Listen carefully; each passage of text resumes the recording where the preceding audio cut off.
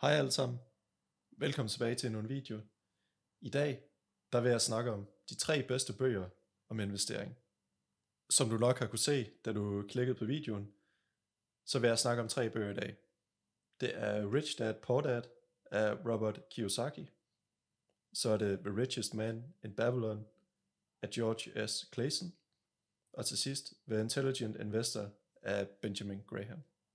Alle de her 3 bøger, det er alle nogen, som jeg selv ejer, og som jeg også selv har læst. Kiyosakis biologiske far, altså Poor Dad, han var veluddannet, og han arbejdede hårdt, men han troede på at få en god uddannelse og et sikkert job som den bedste vej til økonomisk sikkerhed. På trods af hans indsats, forblev han økonomisk begrænset.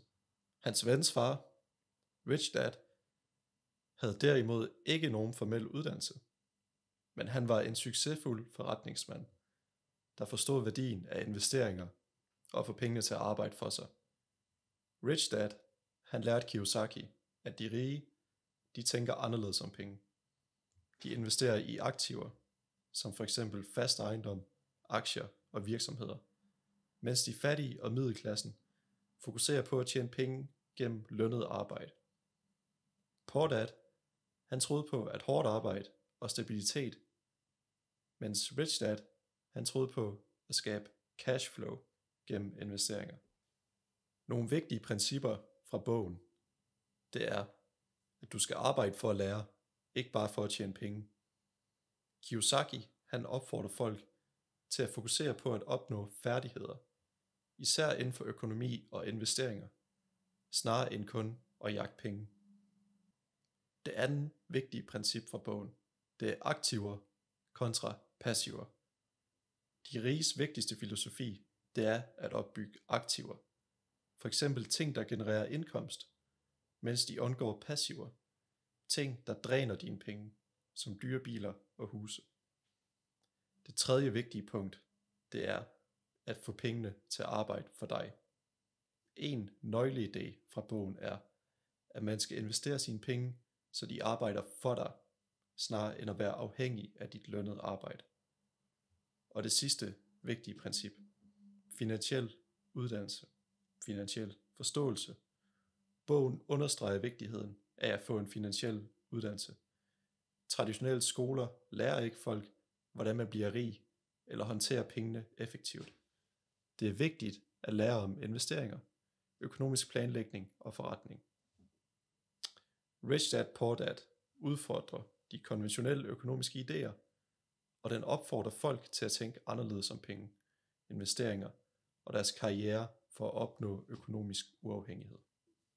Spar mindst 10% af din indkomst. En af bogens vigtigste lærdom er, at man skal spare mindst 10% af sin indkomst, før man bruger resten. Dette princip det bliver illustreret gennem karakteren Akkad, som er den rigeste mand i Babylon. Han fortæller, at han begyndte at opbygge sin rigdom ved at følge dette enkle råd. En del af alt, hvad du tjener, skal være dit at beholde. Kontroller dine udgifter. Bogen lærer også vigtigheden af at holde styr på sine udgifter. Mange mennesker tror, at de ikke kan spare penge, fordi de har for mange udgifter. Men Akkad viser, at man altid kan justere sine udgifter, så de passer til, hvad man har råd til.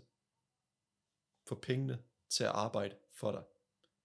Clason fremhæver, at opsparing alene ikke er nok til at opbygge rigdom. Man skal investere i de penge, man har sparet op, og få dem til at vokse. Akkad forklarer, at penge skal sættes i arbejde ved at investere dem klogt, så de skaber afkast og dermed endnu flere penge. Beskyt din rigdom mod tab. Bogen advarer mod at tage unødig risiko med sine penge. Investeringer skal være sikre og baseret på viden og rådgivning fra dem. Dette råd understreger vigtigheden af at beskytte din opsparing og investeringer mod potentielle tab. Søg råd hos eksperter. Akkad råder også til at søge hjælp og vejledning fra folk, der har erfaring med penge og investeringer. Det er vigtigt at lære dem, der har opnået succes, i stedet for at forsøge at finde din egen vej på egen hånd. Tag ejerskab over din økonomiske fremtid. Bogen fremhæver, at hver person er ansvarlig for sin egen økonomiske succes. Ved at følge disse principper kan enhver person opbygge en formue og opnå økonomisk frihed. Arbejd hårdt og vær vedholdende. Selvom investering og opsparing er vigtige, understreger bogen også vigtigheden af hårdt arbejde og dedikation. Man skal være villig til at yde en indsats og fortsætte, selv når tingene bliver svære. De økonomiske råd i The Richest Man in Babylon er enkle, men også effektive. Ved at følge principperne om at spare, investere klogt, undgå unødvendig risiko og søge kyndig rådgivning, kan man opnå økonomisk frihed og succes. The Intelligent Investor af Benjamin Graham er en klassisk bog om investering, der først blev udgivet i 1949. Den er bredt anerkendt som en af de mest betydningsfulde bøger om investering nogensinde, og er en grundlæggende læsning for enhver investor.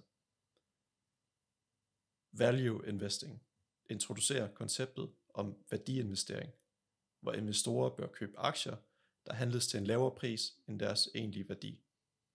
Graham opfordrer investorerne til at fokusere på aktiens indre værdi frem for dens markedskurs. Målet det er at finde aktier, der er undervurderet af markedet, men som har stærke fundamentale værdier. Mr. Market-metaforen.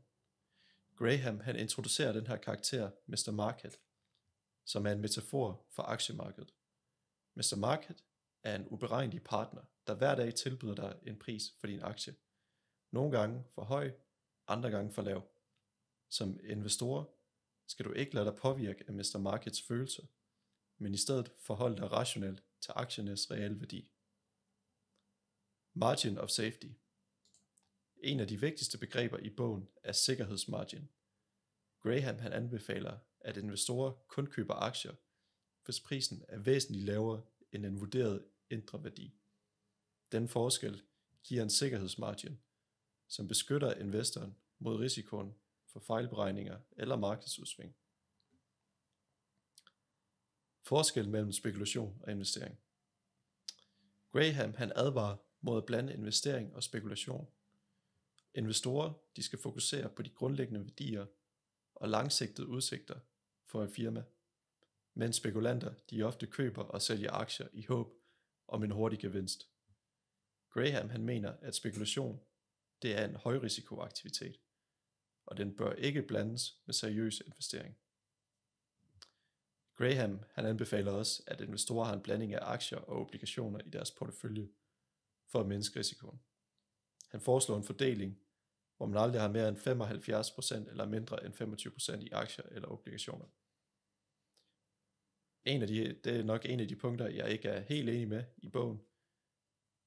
Jeg ser obligationer som værende lidt for langsomme, og derfor har jeg 100% i aktier.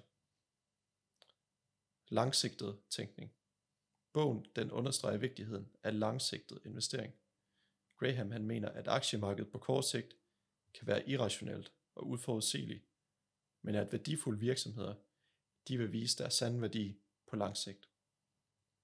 Den her bog, The Intelligent Investor af Benjamin Graham, den giver en vejledning til rationel og disciplineret investering. Det vigtigste budskab, vil jeg sige, det er, at investorer skal holde sig til en langsigtet strategi, fokusere på værdi frem for spekulation, og de skal altid operere med en sikkerhedsmargin for at minimere den risiko, de udstiller sig for.